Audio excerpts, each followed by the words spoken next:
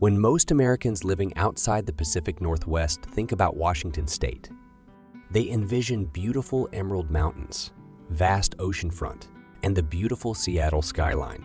At a glance, all these things may make Washington seem like a fantastic place to move. But is there more to living in Washington than meets the eye? Washington has been a common place for Americans to move to for dozens of years now. But shockingly enough, many locals warn that moving into Washington is a mistake. In a state filled to the brim with natural beauty and outdoor recreation, and that prioritizes education and environmental activism, why are so many locals recommending you steer clear? In this video, we'll be discussing 5 important reasons why moving to the Evergreen State may not be best for you. Starting off with something relevant to all Americans who move somewhere new: cost of living and finances. Moving to Washington will no doubt be a pricey change, as the cost of living overall across the state is 15% higher than the national average. Further, rent and home buying indexes are a whopping 24% above national average, meaning it is immensely difficult to find and purchase your dream home for a reasonable price in Washington. In fact, the median home price in Seattle, Washington's most prominent and populous city, is $850,000.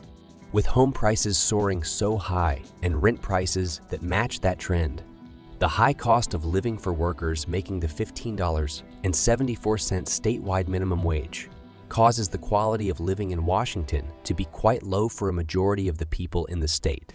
Not even the state's high minimum wage can compensate for the high costs associated with home buying or renting here, and even further transportation costs.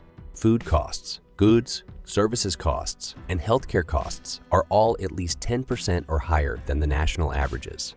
In Washington, the high prices for all your necessities is commonplace. Lastly, Washingtonians don't even catch any financial breaks when they purchase goods in stores, as the state sales tax is quite high at 6.5%. And if you live in Seattle, you can up the percentage even further to 10.25%. Yikes! Next up, we'll discuss the environment in Washington.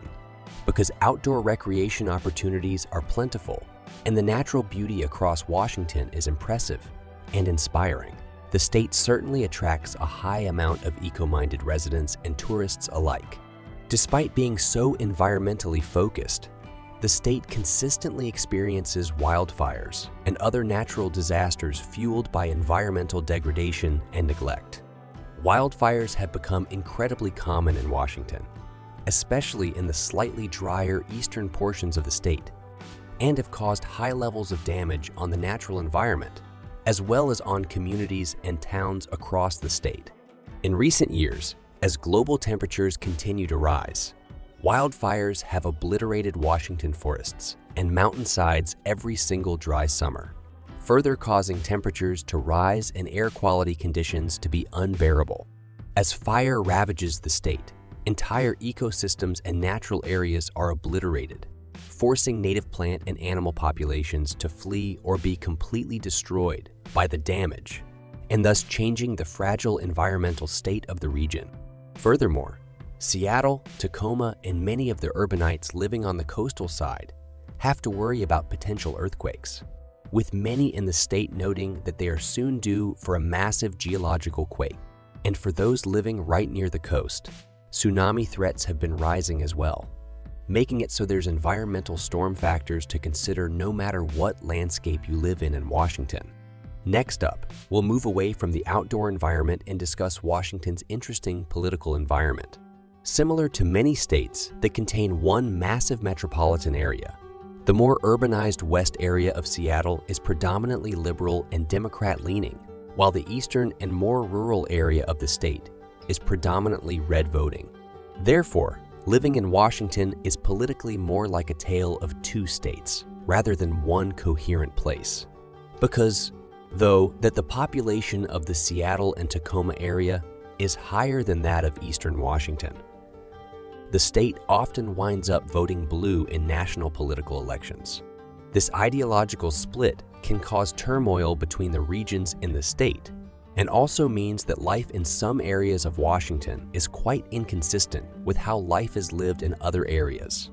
This could even help to explain why many Washingtonians describe the people of their state as reserved, as many of the residents don't care to go out with the numerous Washington newbies moving in fear that political differences may cause conflict. A previous Washingtonian mentioned how he cannot stand how Washington is a hard liberal state. He also states, "I like freedom of choice, freedom of religious beliefs, and I hate taxes. Taxes on everything except for income. As an artist, I loved the natural beauty, the mountains, the water, the forests, and the brushlands of Eastern Washington. I liked Eastern Washington. But I lived in the country south of Tacoma. Now I live in Honduras. It's not much better than Washington, but most of our homeless folks and criminals don't live here anymore. They moved to the USA." Building off the reserved population in the state, no discussion of Washington is complete without mentioning the climate and weather. The weather across Washington, especially its coastal side, is notoriously gloomy, with mist and rain being very common. Most days in Washington, even if no rain actually falls, will still feature a cloudy or overcast sky with minimal sunlight. Therefore, seasonal depression and anxiety during Washington's colder months is a tremendous problem for residents. Residents toughing it through the roughest of gloomy and gray months, from December to March, describe their winters quite negatively and are often filled with anxiety due to lack of proper sunlight. And while sunshine is celebrated in Washington, it's still quite hard to come by, as most days in spring, fall, and summer will feature the ever-present Washington gray sky. Because of this, Washingtonians across the state certainly have a profound appreciation for long stretches of sunshine when they get it. It is always dark during the winter after 3 to 6 p.m. It is very depressing. It is hardly sunny around here. I absolutely hate it, states Spencer Zong. Same thing in the UK, Canada, and I believe Nordics. It's cold and gloomy outdoors all the time. Who would want to socialize? In addition, you cannot have outdoor swap meets outside of summer. It may not be flood amounts of rain, but there's just no outdoor activities to be doing in the rain. Children cannot go on playground equipment, and you'll get muddy. Do you want to hike on soggy soil? Lastly, we'll take a look at 2 common issues across the entire Pacific Coast in America: crime and homelessness.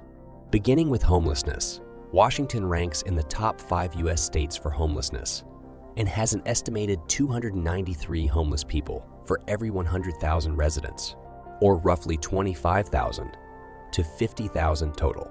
Homelessness in Washington is concentrated in Seattle and other urban areas, and is often attributed to the high costs of living in these areas that makes finding affordable housing impossible for those living below the poverty line. While Washington's government acknowledges and works to improve the homelessness situation across the state, there is still a significant population living there, with encampments and new tent towns only able to hold so many individuals as homeless populations continue to rise annually. Furthermore, Washington is not considered one of the safest of states to live in, as they rank 41st out of 50 for public safety. Since 2015, the number of violent crimes in the state has jumped from roughly 19,000 to 29,000 in 2021, a staggering number for those looking for crime reform in the state. Safety has therefore been a growing concern amongst Washingtonians and calls for reform, and safer institutions and infrastructure are consistently growing.